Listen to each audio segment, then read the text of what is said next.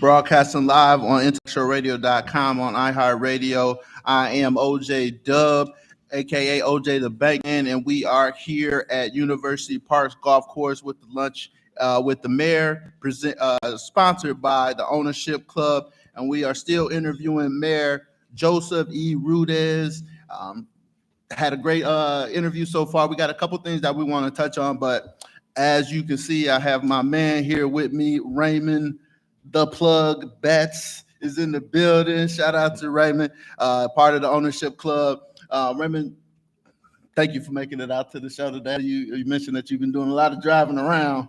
I've been driving since 7 a.m. this morning, but hey, anything that the Ownership Club needs, anytime I could bring anything to the table, I am here for it. Okay. And you was traveling for a great reason. What was that?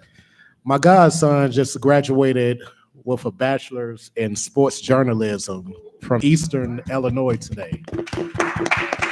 So I had to go out there, take that 2.5 hour drive, just show that support.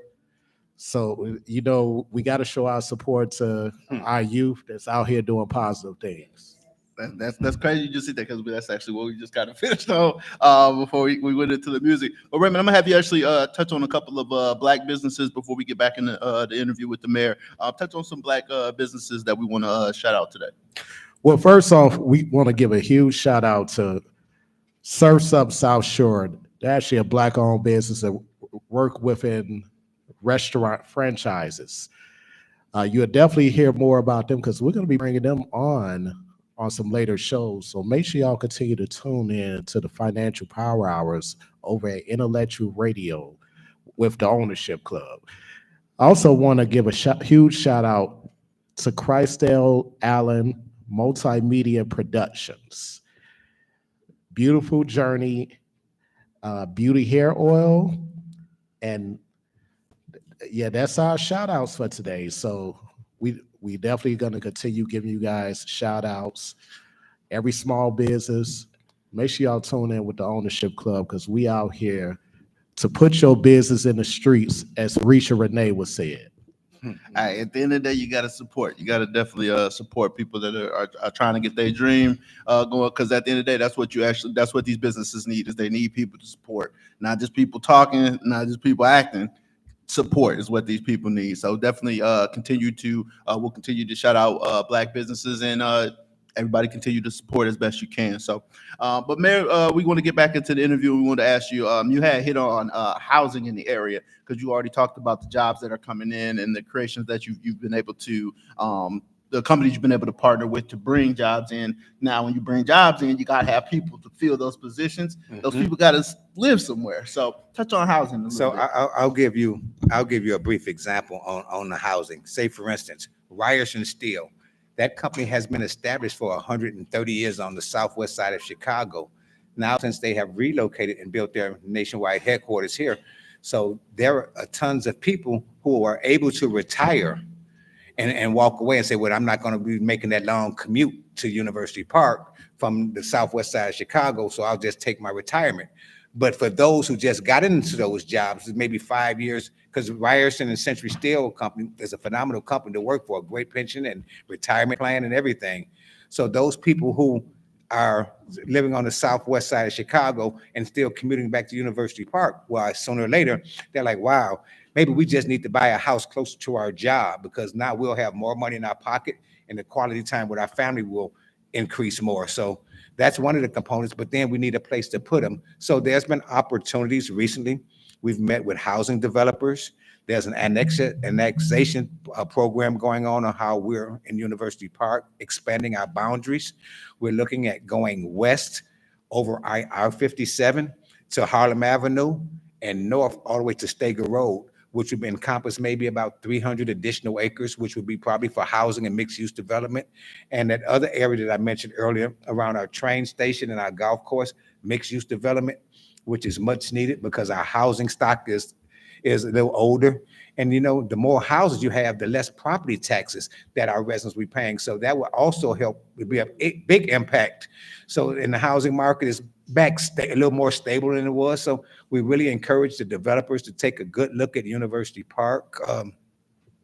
with all the new jobs and opportunities in the area, it's a great place to live. And as I touched on earlier about if you have the small children, where you won't lack any educational opportunities because of our schools, from grammar school all the way through the PhD or master's at Governor State. So every component of that is there. So, and it's really a good place because it's located right off of I-57, ingress and egress off the expressway. Again, to mention the 2 golf courses.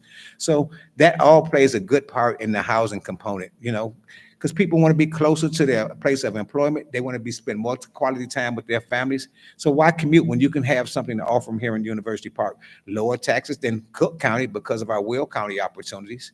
So those are some of the reasons why we advocate for new development of housings and things of that nature. And I do need a true dedicated senior housing facility, because there's a mixed use building in our community, but it's not truly a dedicated facility for our senior citizens. And I think that those seniors who would really like to have a complex like that deserve that, because as I stated earlier, this might not be my final destination, but for some it is. And we want to ensure that they have the best quality of life while they still reside here. So I would really be advocating for dedicated true senior housing as well.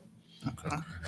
I just wanted to touch on something just to add value to one of the companies you mentioned, Central Steel. I'm very familiar with them because that young man who graduated today, his father is an employee there. So it's the income provided from Central Steel that put him through college, for one. Second off, I have a relative that lives right next door in Richmond Park, but he bought that home a few years ago and he still commuted out to 51st in California, where Central Steel originally was at. Now he has a 5-minute drive. So guess how happy he is. So thank you for providing those life-changing opportunities. Thank you. No, thank you. Those things just happen. When God's in the midst of things, man, all these great things will happen. I'm just thankful for the opportunity for the residents that allowed me to serve a second term, and thank God for just giving me anointment to continue moving progress for our community. That's good stuff to hear, man. That's touching, man. I'm an emotional type of dude. That's really touching, man, because that's the intended purpose, man. That's the intended purpose. And it's working. You're doing a great job, brother. Thank you. And like you just said, it's all God's plan. Because Raymond, I said the whole day he ended up here to be able to touch that story off of what you've been mentioning. So I say all things are possible through God. But then we also wanted to, because this is the financial power hours, we wanted to touch on financial literacy.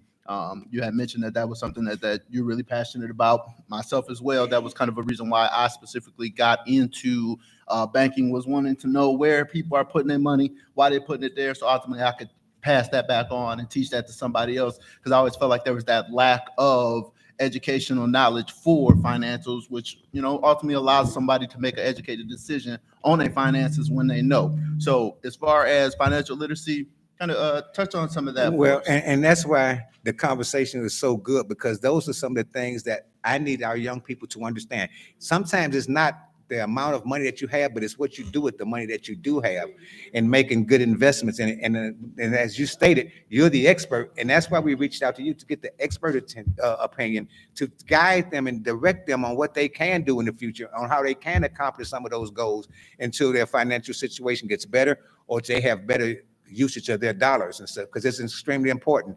I think that ownership is important, and a lot of our young people are paying $2,000 for rent, and they don't have the clue on how to purchase a home and what's needed and things of that nature. So when it comes to financial literacy, it's extremely important, and we bring in the experts such as yourself to just address those issues, and maybe we can implement programs, because an informed community and a well-educated community is a better community. It makes it easier for everybody. Yeah, and I have, like I said, I will touch on kind of my part of being in the banking and being inside of there. But then with Raymond coming on, he has a wealth of knowledge, whether it's life insurance, health insurance. I mean, because all that stuff, because they need it, man. They need it. Factors in as well. But for myself, what I like to mention with people as far as financial literacy is definitely always ask questions. You get people that will just do stuff, and then things happen, and they're like, "Oh, I didn't know." But you want to ask questions, and I definitely wanted to make sure that I'm that avenue for individuals to ask questions. What I always try to tell individuals is, when you're getting started, you got to have people are so weary of banks at times, especially kind of what we've gone through with the pandemic, and then a couple of banks having some issues, but none of the big ones ever have any issues because they're too big at this point in time. But you have to establish that relationship. For, like you said, people are paying astronomical amounts for rent because rent continues to go up, and so people are paying mortgages with a rent. So you have to, I always tell people, like, you have to establish a relationship with a financial institution. I would prefer you do it with Wintrust Bank, but if not, do it with someone else. So wait a minute now. I would prefer Wintrust Bank would set up a small local branch here in University Park. I'm just saying. Yeah, I wouldn't be opposed to that either. Unfortunately, that's a little higher than my pay grade. But I will filter that on up the line. I was actually out here a few days ago, and I seen Old Plank Trail. Old National or whatever. That's actually a charter of Wintrust. So Wintrust is broken up into a bunch of different charters, and Old Plank Trail, this place is actually not too far away from here, is one of our charters. So we do kind of have a footprint, but it would be actually nice to have a University Park bank and trust type of thing. Yeah, it would be.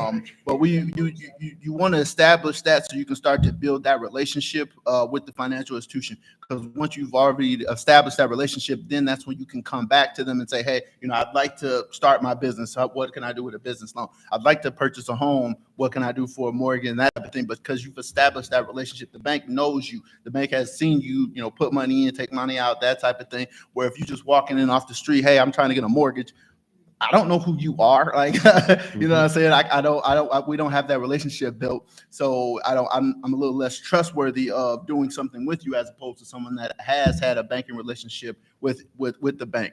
It's all about relationships when it comes to finances as far as the bank goes, because the more that we know about you, the more we understand kind of what your patterns are, and then that allows us to trust you with $150,000, $200,000, that type of thing, because we know that you are someone that we can trust, that you'll give that money back that we gave to you, and you're not going to default or anything like that. So the one thing I always try to focus on is at least get started with the bank and then build and just keep building from there, because it will take time in order to establish that. So what would you recommend a young person, 17 to 18-year-old person, to do when it comes to going off to college with their credit cards and with their bank accounts? What would you recommend? So I personally went through that. My mom, she didn't want me to get cards when she first came out, which kind of was a life lesson for me. So when my kids do get to that point, my daughter's getting pretty close to that, I'm actually going to have her add it to my credit card. And so she'll be an authorized user. She'll get her own card, but I'll be able to kind of monitor what she's doing. Where when I went to school, they offered me a sweatshirt and a credit card. And I'm like, okay, cool, let's get it cracking. 15 years later, when I finally paid off that credit card, I don't think that sweater was worth that. But you want to be able to kind of monitor what kids will do, because they will, make mistakes. They're learning at the same time, but then that also allows you to correct that behavior. So if I see you out at the bar, we might have to have a conversation. Maybe let's cut that card off for a second. Let's have a conversation, and then we can redirect and go from there. But if you're making good decisions with that, it can build for you. You can get the history that I've already established. So if I've had that card for 15 years, now you have 15 years of history, which factors into your credit. You have a decent sized limit on there that you can use. But I'm just big on it's a way of monitoring what your child is doing. Because when I went back to my mom, 6-7 years after that, and I'm like, hey, Ma, I gotta put some of these cards into a consolidation thing because I kind of spent more than I probably should have. I think, I was maybe if I'd have had told you a better way of doing this from the beginning, maybe we could prevented this from getting to this situation. So as far as cards go, I tell people, man, put your kids, if you got a card, add them on as an authorized user, get them a card, and then you can monitor what they're doing at the same time. So that's what I would say as far as cards going. But Raymond, touch on kind of health, life, kind of your experiences with financial literacy. Yeah, definitely. One of the things within our community that so many of us don't understand is the importance of life insurance and how it's income protection. What's your view on that? Well, I think that people need to be educated because they're so misinformed, and they think, well, it won't happen to me. And my opinion is you better have it and not need it than to need it and not have it.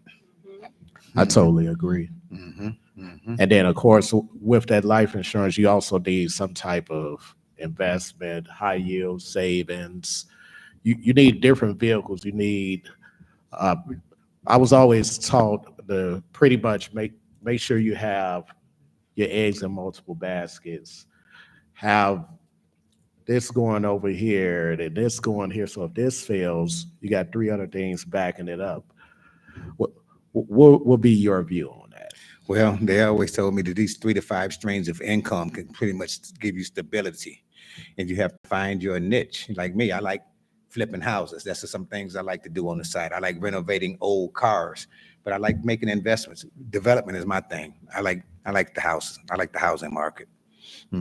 It would be my goal one of these days to build a housing complex for the blind, because there's none in the nation of that nature. And since I've got a son that's been blind for 11 years now through an act of violence, we're going to turn that tragedy into triumph and create a new ambience to make things a little bit better. So I looked around. So I would be one of the first developers that would actually build a smart campus with homes for smart, for blind people. They need to do different things and stuff of that nature. Everybody doesn't have to be blind and low vision and no vision. Their spouse could be whatever, but that's a need. And that's one of the new developments that I would like to venture off into. That's actually a niche that's very needed. I definitely encourage that. And then, so financial literacy wise, we kind of touched on a few things. Like I said, I definitely believe health and life insurance is very important, because you do see individuals that end up passing away and they don't have anything, or they have debt that they pass along to their children that they have to be responsible for. And I just dislike with our culture that sometimes it feels like, well, I'm not paying for all that stuff, because when I leave, I'm taking mine with me. Like, it just I just don't understand that mindset when people get to where I don't want to pass anything down, but you might end up passing debt down to somebody else. So there's a negative connotation to it of, well, everybody's just going to try and get my money.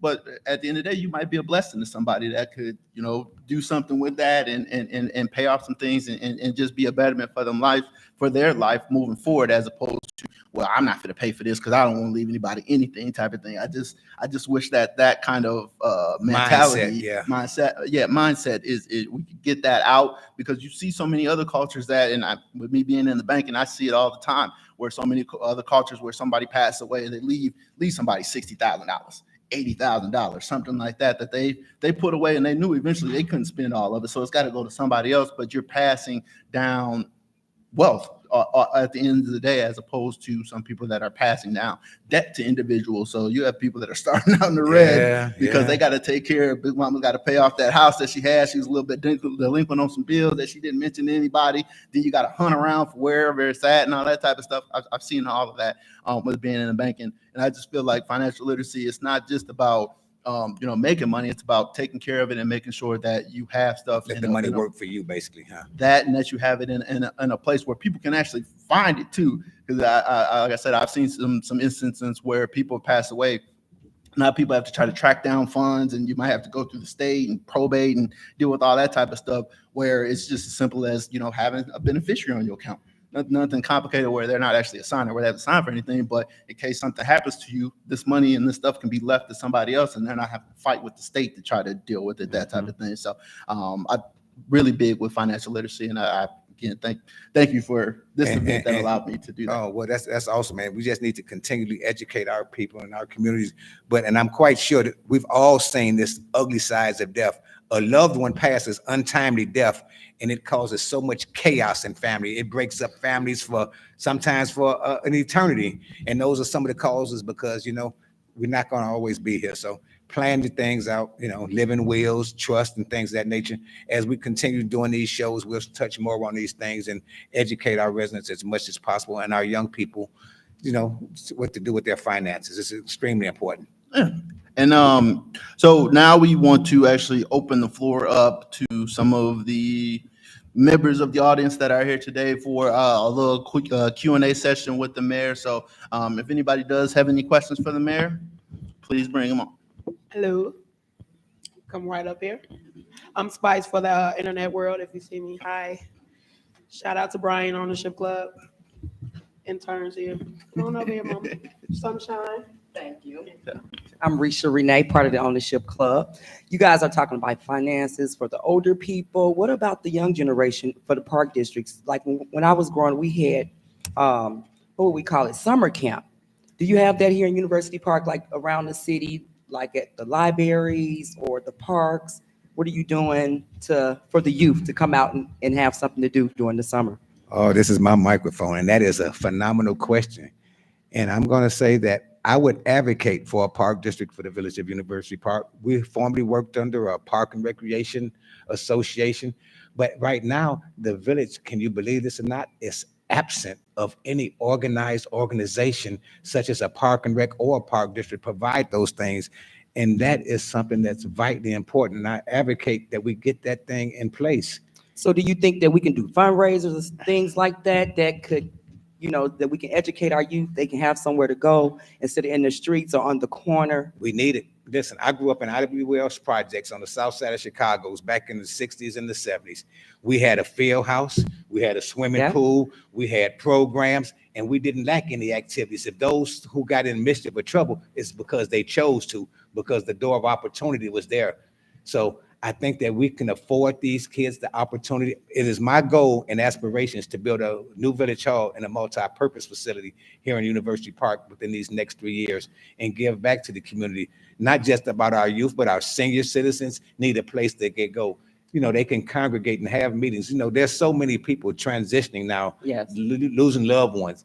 It could be a group of people who lost their husbands, a group of people who lost their wives, and they might not want to talk to people who don't understand that, but they would be comfortable in a group talking to people who experience the same kind of things of that nature. And on. Park districts and things, if ran properly, will provide the great services and things to the community. So I'm a strong advocate for that. As you said, you grew up in it. I mean, the programs, because the government can't do it all. Okay. We can't do it all. Yeah. My main goal is to focus on police, fire, public safety, ensuring that our community is a good place to live, a place where you can shop at home and things of that nature, and make it a vibrant, diverse community. And that's the component that is missing, because that is our future. So also growing up in the community, being a mayor, do you have jobs for the children that can work for the city in the summertime? I'm not going to say unfortunately right now we don't at this time, but those are again another facet that a park district or park and recreation facility would do. So what we're trying to do with our manager, we're trying to talk to some of our partners in industrial park and see if we can get some employment opportunities there, some internships there. But then there's some catch-22 things. You got to be a certain age, and there's an insurance requirement. So it's very challenging not to have a park district or those things in place. But you know what? Maybe we'll get one soon. We need it. It's much needed. Okay. And you guys, I'm Risha Renee from the Ownership Club. Make sure you listen on Sundays from 9 to 12 a.m. Let me put your business in the street if you're a business owner. Look me up on Facebook, Risha Welch. My number is also on Facebook. Let me put your business in the street. Thank you. Any more questions? Here you are. Hi, Mr. Mayor. Good evening, Mrs. Saunders. Hi. I just have a question. I know you're renovating the farm. And right now, with the rising cost of food, is it possible for us to have raised beds at the farm that's accessible to the community, even throughout renovation, but in a certain area, we can have farm vegetables, corn, we can have, our lettuce, we can have, rhubarb, whatever you want to plant, and have raised beds there in an organized manner so that we can have our fruits and vegetables grown. And also maybe even chickens to have eggs, because with the rising cost, we need to be prepared now, not waiting for something to happen, okay? But I think that we need to be prepared now.